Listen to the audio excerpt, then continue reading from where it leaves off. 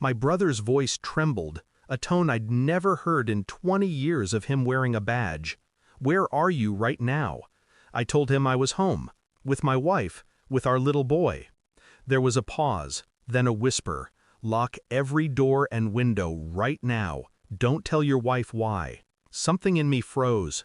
"What's going on?" I asked. He hesitated. I could hear muffled radios, the chaos of a scene behind him. Then, "We just got a call about your wife. We're on our way." The line went dead. I stared at the phone, then at her. She stood in the kitchen, drying her hands, smiling like everything was normal. The clock ticked. My son laughed from the living room. But my brother's voice wouldn't stop echoing. "Don't tell your wife why."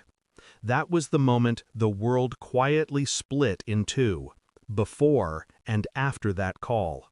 I locked the doors, slowly, quietly. She asked why.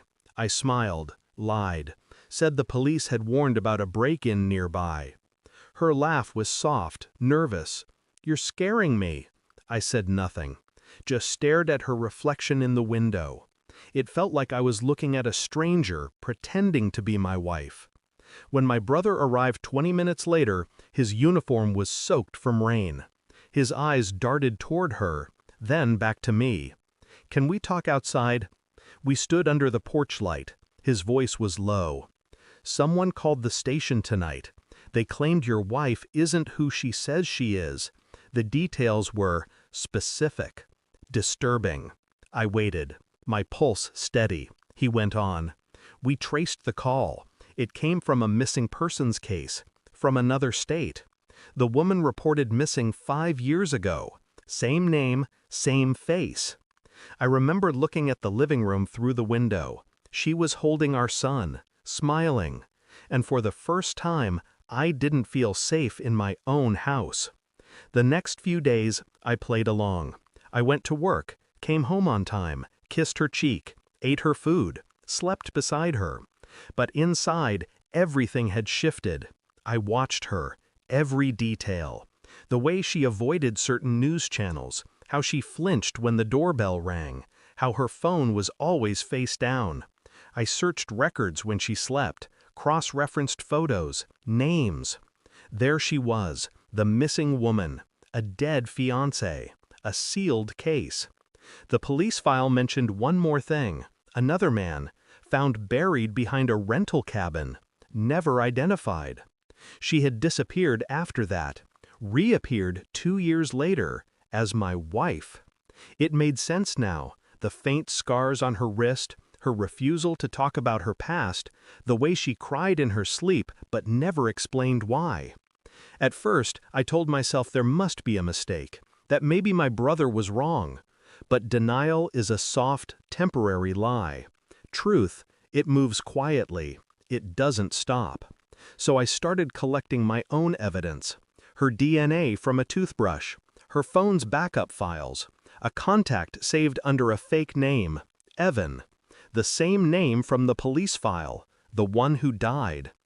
When the lab report came back, I didn't open it immediately. I just stared at the envelope for a long time. Once I did, it only confirmed what I already knew. She wasn't who she claimed to be. Her real name wasn't even close. That night, I sat across from her at dinner. Our son had gone to bed. The rain was falling again, same as the night of the call. I set the report between us. Her eyes moved from it to me. Then she understood. "I can explain," she whispered. I said nothing. She reached out, trembling. "I didn't mean to hurt you. I just wanted a normal life." I watched her break in silence. Tears, apologies. I didn't shout. I didn't comfort. When the truth finally arrives, noise feels unnecessary. The next morning, she woke to an empty house. I'd already packed our son's things. The car was loaded. On the kitchen counter, I left a single note beside the report. "You can stop pretending now. The police will find you where I did." She called me 17 times. Then my brother called. "You did the right thing," he said quietly.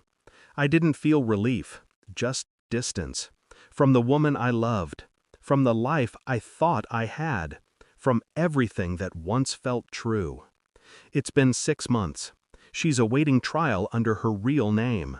Sometimes the reporters call me for comment. I never respond. People ask how I didn't know, how someone could live a double life under the same roof. But deception isn't loud. It's soft, familiar. It wears your favorite shirt and kisses you goodnight. My brother still visits sometimes. He says I seem calm. I tell him, calm is just what happens when there's nothing left to lose. At night, I still hear her voice sometimes, whispering my name, like a memory that refuses to die. I let it echo for a while. Then I remind myself, the woman I loved never existed. She taught me one thing before she left. Evil doesn't always knock. Sometimes it cooks dinner with you. Thanks for watching. Don't forget to like, share, and comment. Subscribe now to Cheating Stories Insight World for more amazing stories.